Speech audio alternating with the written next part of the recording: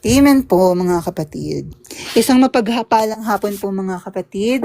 Ang ating pong itatopic sa oras po na ito ay Mateo 1 and 2. Dito po natin matatalakay at malalaman po ang pinagmulan o kanununuan po ng ating Panginoong Hesukristo mga kapatid. Kung anuhin nga po natin, which is ito po yung bloodline ng simulan po ng ito nga po yung history po ng ating Panginoong Hesukristo mga kapatid.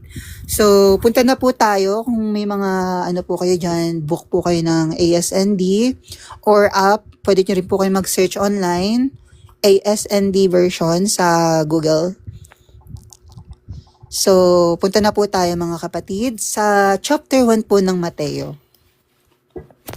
Mateo chapter 1. Ang magandang balita tungkol kay Hesukristo ayon kay Mateo. So, ang title po nito ng chapter 1 is Ang mga ninuno ni Jesus. Yun po yung title ng ating topic mga kapatid. And makikita rin po natin ito sa Lucas chapter 3 verse 23 to 38. Mababasa rin po natin itong ano po ng Panginoon mga kapatid. So mag-uumpisa na po tayo sa verse 1. Ito ang talaan ng mga ninuno ni Hesukristo na mula sa angkan ni David. Si David ay mula sa lahi ni Abraham. Si Abraham ang ama ni Isaac. Si Isaac ang ama ni Jacob. At si Jacob ang ama ni Judah at ng kanyang mga kapatid. Verse 3. Si Judah ang ama ni Perez at Zerah, at si Tamar ang kanilang ina. Si Perez ang ama ni Hezron, at si Hezron ang ama ni Aram. Verse 4. Si Aram ang ama ni Aminadab. Si Aminadab ang ama ni Nashon, at si Nashon ang ama ni Salmon. Verse 5. Si Salmon ang ama ni Boaz, at si Rahab. Yung prostitute po ito mga kapatid. Doon po ito mababasa natin sa Josue mga kapatid, si Rahab, ang kwento po ni Rahab. Papatuloy po tayo. Si Rahab ang kanyang ina. Si Boaz ang ama ni Obed at si Ruth ang kanyang ina. Ito po, no? Si Obed po, ang ina niya po ay si Ruth. Mababasa rin po natin ito sa Book of Ruth mga kapatid. And ang kanyang ina ay si Ruth. Si Obed ang ama ni Jess. Ito po ang ama ni Haring David mga kapatid. Verse 6, at si Jess ang ama ni Haring David. Si Haring David ang ama ni Solomon. Si King Solomon po ito mga kapatid. Ang ina niya ay ang dating asawa ni Uriah, which is ito po si Bathsheba. Tama po ba? Kung hindi po ako nagkakamali, si Bathsheba po, ito pong ina ni Haring Solomon, na dati pong asawa ni Uriah. Verse 7 na po tayo. Si Solomon ang ama ni Rehoboam. Si Rehoboam ang ama ni Abijah, at si Abijah ang ama ni Asa. Verse 8. Si Asa ang ama ni Jehoshaphat. Si Jehoshaphat ang ama ni Joram. Si Joram ang ama ni Uzziah. Si Uzziah ang ama ni Jotam.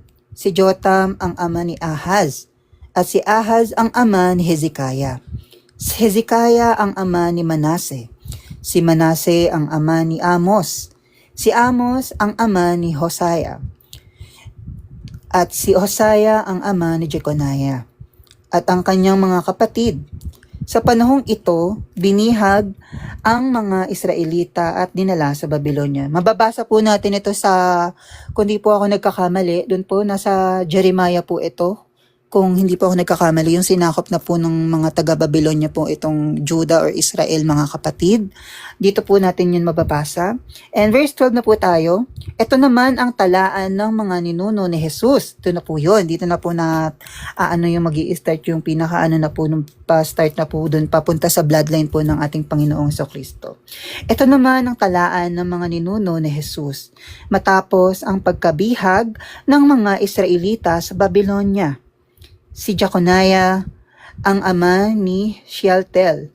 Si Shealtiel ang ama ni Zerubbabel.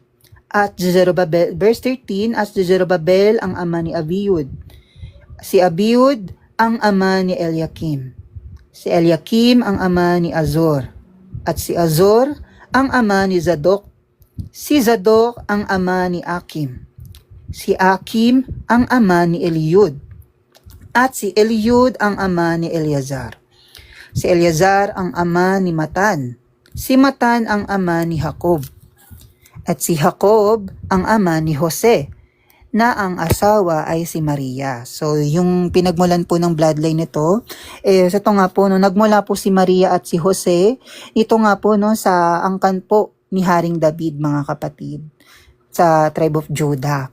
Sila pong dalawang mag-asawa. So, ito po, verse, na po tayo? Pagpapatuloy na po natin, si Maria ang ina ni Jesus na tinatawag na Kristo. Verse 17, kaya may 14 na henerasyon mula kay Abraham hanggang kay David, may 14 na henerasyon naman mula kay David hanggang pagkabihag ng mga Israelita sa Babylonia.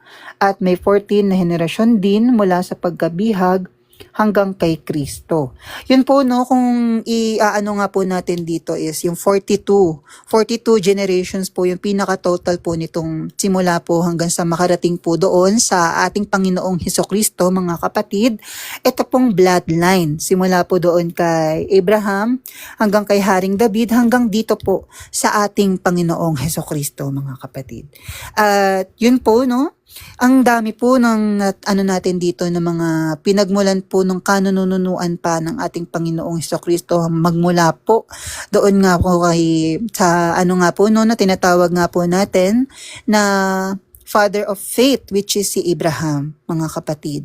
So, magpapatuloy na po tayo sa verse 18 at ang title po nito, ang kapanganakan kay Hesukristo. Mababasa rin po natin ito sa Lucas chapter 2 verse 1 to 7, mga kapatid. Nandoon rin po siya. So, verse 18, magpatuloy na po tayo. Ang pangyayari sa pagkapanganak kay Hesukristo. Si Maria, ang kanyang ina, ay nakatakdang ikasal kay Jose. Pero bago pa sila ikasal, nalaman ni Maria na buntis siya sa pamamagitan ng banal na spirito. Verse 19. Si Jose ang magiging asawa niya, ay isang matuwid na tao at ayaw nitong malagay sa kahihiyan si Maria. Kaya't ipinasya niyang hiwalayan na lang si Maria ng palihim. Verse 20. Habang pinag-iisipan ito ni Jose, nagpakita sa kanya sa panaginip ang anghel ng Panginoon at nagsabi, Jose, na mula sa angkan ni David, huwag kang matakot na pakasalan si Maria dahil ang pagkabuntis niya ay sa pamamagitan ng banal na spirito. So yun nga po, mga kapatid, tinangka nga po ni Jose na hiwalayan nga po itong si Mother Mary or si Mary, dahil nga daw po ito nga po, no, dahil baka nga lang daw po madala sa kahihiyan itong si Mary dahil nga daw po, no, na nagbubuntis. Ngunit sinabi nga po sa kanya ng anghel ng ating Panginoon na huwag daw pong hiwalayin itong si Maria dahil nga daw po ang dinadala nitong si Maria ay buhat sa banal na spirito, mga kapatid.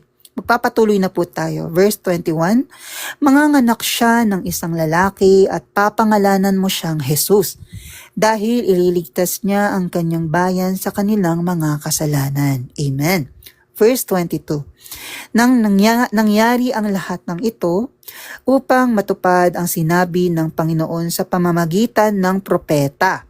Verse 23, magbubuntis ang isang birhen at manganganak ng isang lalaki at tatawagin siyang Emmanuel, na ang ibig sabihin kasama natin ang Diyos. Yun po yung pinakaano dito, mga kapatid. Mababasa po natin ito sa Isaias na pinoprasay po ito ni Propeta Isaias, mga kapatid. Sa Isaiah chapter 7 verse 14, mababasa po natin ito doon na sinabi po ito ni Propeta Isaias na may isang birhen nga daw po or dalaga na manganganak nga daw po ng isang lalaki at yun nga daw po napapangalanan daw po itong Emmanuel, o yun nga po ang ibig sabihin ay kasama natin ang Diyos. Amen, mga kapatid. So yun nga po, magpapatuloy na po tayo sa verse 24. Nang magasing si Jose, sinunod niya ang sinabi ng anghel at pinakasalan niya si Maria. Verse 25, pero hindi siya sumiping kay Maria hanggang sa maipanganak nito ang sanggol. Nang manganak na si Maria, pinangalanan ni Jose ang sanggol na Jesus. So dito na po nag-umpisa mga kapatid nang ipanganak na po ang ating Panginoong Hesukristo mga kapatid. And ipagpapatuloy po natin ito sa chapter 2. Ililipat na po natin sa chapter 2 mga kapatid. Doon na po pinaka-mag-uumpisa ang kwento po ng ating Panginoong Hesukristo.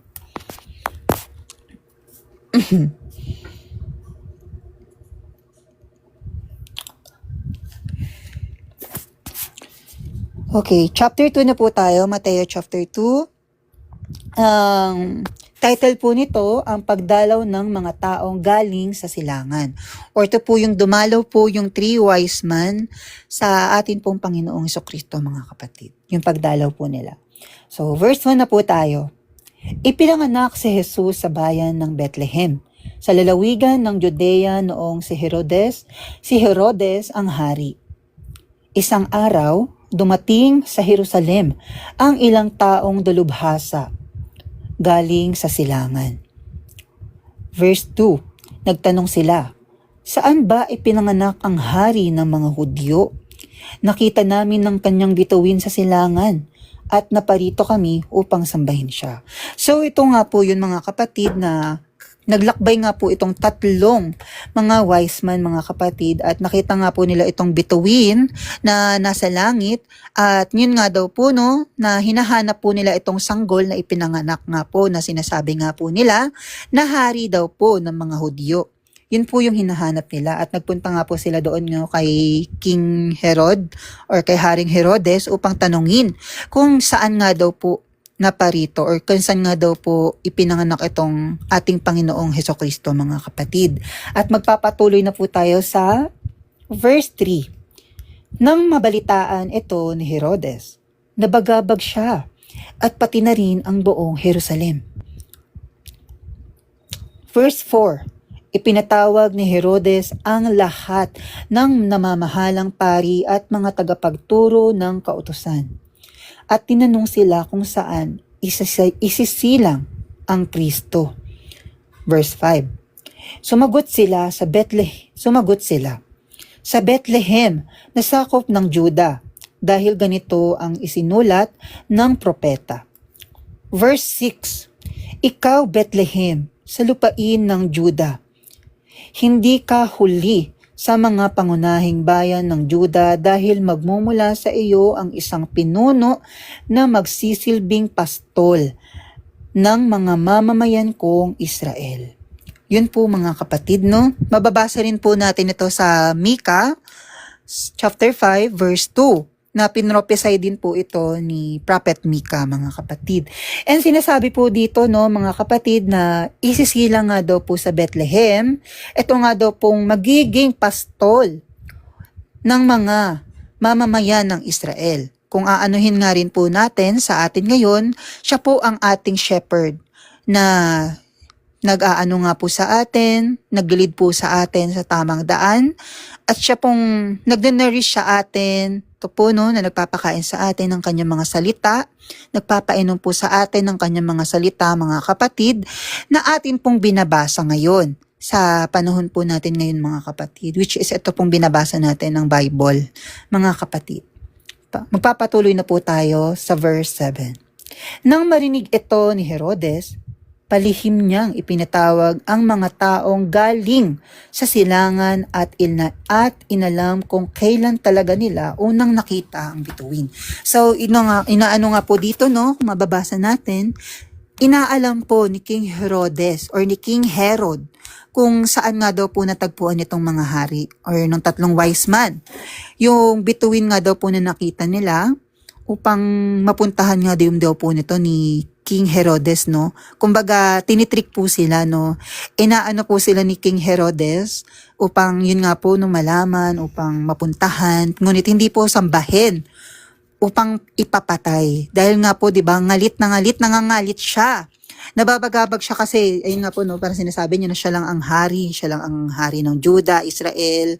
Kaya po, ganito yung ginawa niya mga kapatid. Mababasa po natin ito sa other verses. Magpapatuloy na po tayo sa nagamit siya ni Satan upang patayin. Amen. Amen, Kuya Joe. So, sa verse 8 na po tayo, no?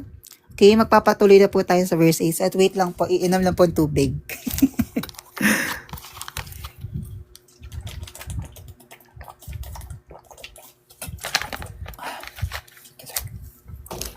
Okay, magpapatuloy na po tayo sa verse 8. Pagkatapos, pinapunta niya sila sa Bethlehem. Ibinilin niya sa kanila, lumakad na kayo at hanaping mabuti ang sanggol. At kapag nakita ninyo, balitaan nyo ako kaagad upang makapunta rin ako at makasamba sa kanya. So ito nga po yun mga kapatid, no? Na inaano niya pa itong tatlong wise man na pag nakita nga daw po nila, ispuntahan daw po agad itong si King Herodes upang yun nga daw po, no, sinasabi niya na sasambahin niya nga rin daw po, pero iba po yung balak or intention nitong si King Herod mga kapatid.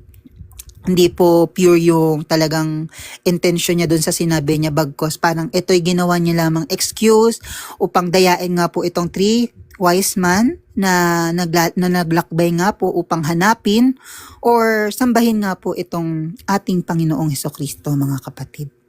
Amen, Sister Rem. Iba yung motive nila. Iba yung motive niya. Amen, Sister Rem. Ganun po, no? Na hindi po pure yung motive ni King Herod. Dun nga po sa kanyang sinabi. Bagkos isang pandaraya lamang or trick mga kapatid, no? Para yun nga po, mapihik niya itong tatlong wise man na pag nahanap nila, ipapamalita nila kung nasaan talaga itong ating Panginoong Hesukristo, kung saan po siya pinanganak. And ipagpapatuloy na po natin ito sa verse 9 to 10. Pagkatapos nilang marinig ang bilin ng hari, umalis na sila. Habang sila ay naglalakbay, muling lumitaw ang bituin na nakita nila sa silangan at lubos ang kanilang kagalakan. Nanguna sa kanila ang bituin hanggang makarating sila sa kinaroroonan ng sanggol. So, bali, ang galing po dahil ang nagsilbi pong guide nila or guardian nila itong bituin upang makita po nila kung saan po naparoroon ang ating Panginoong Hesukristo, mga kapatid. Kumbaga, ito po yung naging ilaw ng kanilang daan upang marating po nila yung kanilang tamang paroroonan. Kung sa atin din po, di ba, ang ating ilaw or ang ating bituin ay ang ating Panginoong Hesukristo na siya pong naglilid sa atin sa daan at siya pong nag-guide sa atin sa tamang daan upang marating po natin ang buhay na walang hanggan o ang liwanag po ng buhay mga kapatid. So yun po yung ginagawa natin ngayon sa pagbabasa nga po ng kanyang salita, 'di ba? Mas nagliliwanag po or mas nare-reveal po yung mga nasa dilim po nating mga, yun nga po, no, yung mga nasa sarili natin na natatago pa. Dahil po sa pamamagitan ng pagbabasa natin ng salita ng Panginoon, nare-reveal po ito sa ilaw. Yung atin pong mga nagagawang pagkakamali o yung mga kadiliman pa po na nasa atin. Mababasa po natin ito, nasa Mateo rin, na yun nga po, no, the darkness will be revealed in light. Hindi ko po siya sure kung anong chapter po yun mga kapatid. Pero nasa Mateo din po siya or nasa other books din po. So magpapatuloy na po tayo sa Verse 11. Pagpasok nila sa bahay, nakita nila ang sanggol at ang ina nitong si Maria. Lumuhod sila at sumamba sa sanggol. Inilabas din nila at inihandog sa sanggol ang mga dala nilang ginto, insenso, at pabangong mira. So mga kapatid, umano po sa akin dito, sa bersikulong ito, yun nga po, no, yung mga ano po ng mga pari or mga Israelita po noong Old Testament, yung mga pag-aalay nga po ng incense, ng myrrh, yung nga po yung mga gold, yun para para nga po sa ating Panginoon. Yun din po yung para naging representation nitong pag-aalay nila. Kung bagkos, ano na po yun? Foreshadowing. Yung naging pag-aalay nga po noong, mababasa po natin ito sa, itang po nasulat ko po yun kung saan po natin mababasa yun. Dito po siya, mababasa natin ito sa 1 Kings 10, tapos nasa Leviticus din po ito mga kapatid, and sa Chronicles 9 verse 24, And sa Psalms 45 verse 8, nandoon po siya, yung pag-aalay nga po nitong, ito nga po yung ginto, yung myrrh, yung pambangong mira, yun nga po yung myrrh sa English. Sa English po is myrrh. And yung insenso, mga kapatid. Ito po yung inaalay ng mga pari noon, nung panahon po ng, ito nga po no, nila, yung mga hari po ng Juda, ng Israel, ito po yung mga inaalay nila, mga kapatid. So, magpapatuloy na po tayo sa verse 12. Pauwi na sila. Binalaan sila ng Diyos sa pamamagitan ng isang panaginip na huwag nang bumalik kay Herodes. Nag-iba na sila ng daan pauwi. So yun nga po, no, binalaan sila ng Diyos sa kanilang panaginip dahil nga po, di ba, nabanggit natin kanina na iba po yung intention or motibo nitong si King Herod. Si King Herodes sa kanya pong sinabi dito sa tatlong wise men, mga kapatid, na yun nga po, no, na yung ginamit niya po yung salita na yun upang i-trick nga pong itong tatlong wise man na pag bumalik nga daw po sila, ibalita sa kanila kung saan nga daw po napaparoon itong ating Panginoong Hesukristo, kung saan nga daw po siya pinanganak. Ngunit yun nga po na nagbigay babala itong Diyos sa kanilang panaginip upang hindi na po bumalik pa at mag-iba na po or umuwi na po sa kanilang mga bayan, mga kapatid. And magpapatuloy na po tayong muli. Dito po sa next natin, ang title po nito ay ang pagtakas patungo sa Ehipto. Dito na po natin malalaman yung mga susunod po na nangyari po sa ating Panginoong Hesukristo. Verse 13. Nang makaalis na ang mga taong galing sa silangan, nagpakita kay Jose sa panaginip ang isang anghel ng Panginoon.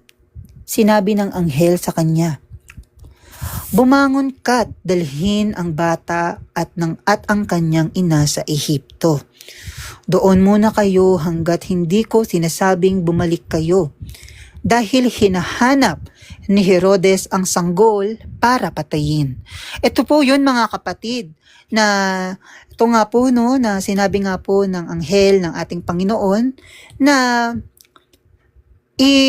pumunta po muna itong sila Jose at si Maria, dalhin nga po sila at mamuhay nga daw po muna sila doon sa Ehipto dahil ito nga po, no, hinahanap ni King Herodes ito nga pong sanggol, ang ating Panginoong Hesukristo, upang ipapatay. Yun nga po yung kanyang kagustuhan kanina, kaya nga po, di ba, nabasa natin na yung sinabi niya na kapag nakita nga daw po ng tatlong wise man itong sanggol, ang ating Panginoong Hesukristo, ay sabihin nga daw po sa kanya. Upang yun nga daw po, di ba, sinabi niya nga po doon, sasambahin niya, ngunit ang intensyon niya ay upang ipapatay itong ating Panginoong Hesukristo, mga kapatid. At magpapatuloy na po tayo sa verse 14. Kaya ng gabi ring iyon, umalis papuntang Ehipto si Jose kasama ang bata at ang kanyang ang ina nitong si Maria. Yun nga po, umalis na nga po sila Jose at si Maria at ang ating Panginoong Hesukristo, which is ang sanggol, na paputungo na nga po sila nung kagabihang rin po na yun sa Ehipto, mga kapatid. Magpapatuloy na po tayo sa verse 15. At nanatili sila roon hanggang sa mamatay si Herodes. At yun na nga po, no? Namatay na nga po itong si King Herod, mga kapatid. Sa gayon, natupad ang sinabi ng Panginoon sa pamamagitan ng propeta. Tinawag ko mula sa Ehipto ang aking anak. Yun po, mababasa po natin ito sa Hosea. Hosea chapter 1 verse 1, mga kapatid, na pinoropesay po ito, sinabi po ito sinabi nga po ito ng Panginoon kay Prophet Hosea. Doon nga po sa versikulo chapter 1, chapter 1 po ng Hosea po, mga kapatid, mababasa po natin siya sa doon na naprophesy po ito. At ngayon nga po, no, natupad, nangyari. Itong sinabi nga po ng Panginoon dito nga po kay Prophet Hosea. Na yun nga po, no, na tinawag ko mula sa Ehipto ang aking anak. Yun na po yun, mga kapatid, na nangyari na nga po, no, na pumunta nga po sila sa Ehipto at natupad nga po yung propesiya na pinamungkahi po ng ating Panginoon, mga kapatid, dito po sa Old Testament. So magpapatuloy na po tayo, mga kapatid. Ipinapatay ni Herodes ang mga batang lalaki. Ito na nga po yun mga kapatid. Yun nga po, no, sa pagkangalit nga po nitong si King Herod, sa paghahanap nga po, dito nga po sa ating Panginoong Jesucristo, yung sanggol nga po since pinangkakapanganak lang po sa kanya, yun nga po, pinagawa nga po nitong si King Herod ay ipinapatay. Itong mga bata nga po dito sa Bethlehem, mga batang lalaki, lahat nga daw po ng mga batang lalaki. Pinapatay nito ni King Herod mga kapatid. Ipagpapatuloy na po natin. Verse 16, galit na galit si Herodes nang malaman niyang nalinlang siya ng mga taong galing sa silangan. Yun nga daw po mga kapatid, ngalit na ngalit siya nung malaman niya nga pong, ito nga daw po no, na hindi na bumalik itong 3 wise man, na sinabihan niya pong kapag nakita nga daw po nila, ito nga pong ating Panginoong Jesucristo ay ipamalita nga daw po sa kanya. Ngunit hindi nga po nangyari iyon, 'di ba? Dahil nga po nabasa natin kanina na binalaan nga po nitong ating Diyos sa panaginip nila itong 3 wise man, mga kapatid, na wag na pong bumalik doon kay King Herodes. Bagkos ay mag-itba na po sila ng daan, kung aanuhin nga po natin ay umuwi na po sa kanilang mga lugar, mga kapatid. At magpapatuloy na po tayo sa magpapatuloy po tayong muli. Kaya iniutos niya ipapatayin ang lahat ng batang lalaki sa Bethlehem at sa mga lugar na sa paligid nito. Mula 2 taong gulang pababa. Grabe po yung pinagawa ni King Herod, no? Talagang pinapatay niya yung mga batang lalaki na may edad na, yun nga po, 2 years old, pababa, hanggang may mga sanggol pa, yung mga bagong panganak pang lalaki. Talagang ipinapatay niya po lahat. Yun nga po, no, yung nakapalibot nga po dito sa Bethlehem, yung mga lugar po na nakapalibot dito. Lahat po ng mga batang lalaki or sanggol na lalaki ay pinapatay niya po mga kapatid. Papatuloy po natin sapagkat ayon sa nalaman niya sa mga taong galing sa silangan, 2 taon na ang nakalipas mula nang una nilang makita ang bituin. So, yun nga po, no, 2 years ago na po, mula nung, yun nga po, no, nagpakita ang bituin sa langit, na nakita nga po nitong 3 wise man nga po, no, mga kapatid, simula po nung ipanganak nga po itong ating Panginoong Jesucristo, mga kapatid. And pagpapatuloy na po natin dito po sa verse 17, mga kapatid. Sa ginawang kalupitan ni Herodes, natupad ang sinabi ni Propeta Jeremiah. Po mga kapatid. Verse 18, may narinig na iyakan at malakas na panaghoy sa Rama. Iniiyakan ni Rachel ang pagkamatay ng kanyang mga anak.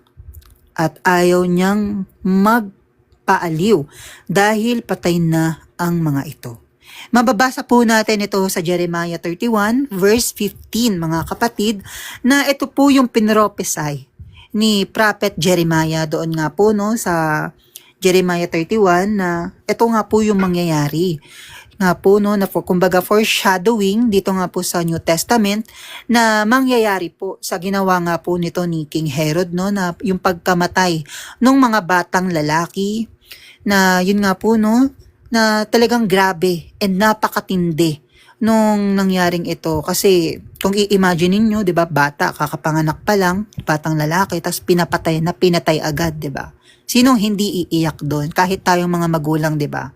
Patayin yung ating anak, iiyak tayo kasi out of nowhere papapatay yung anak mo nang walang dahilan, 'di ba? So, magpapatuloy na po tayo, mga kapatid.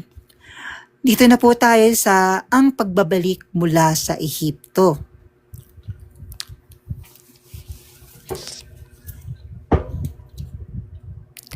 Amen. Amen, Sister Liza. Ito na po tayo, mga kapatid. Malapit na rin po tayong matapos. Mabilis lang po yung topic natin, no? Kasi yun nga po, about nga po ito sa kapanganakan ng ating Panginoong Jesucristo, mga kapatid. And yun na po, magpapatuloy na po tayo sa verse 19, and ang title po nito, ang pagbabalik mula sa Ehipto.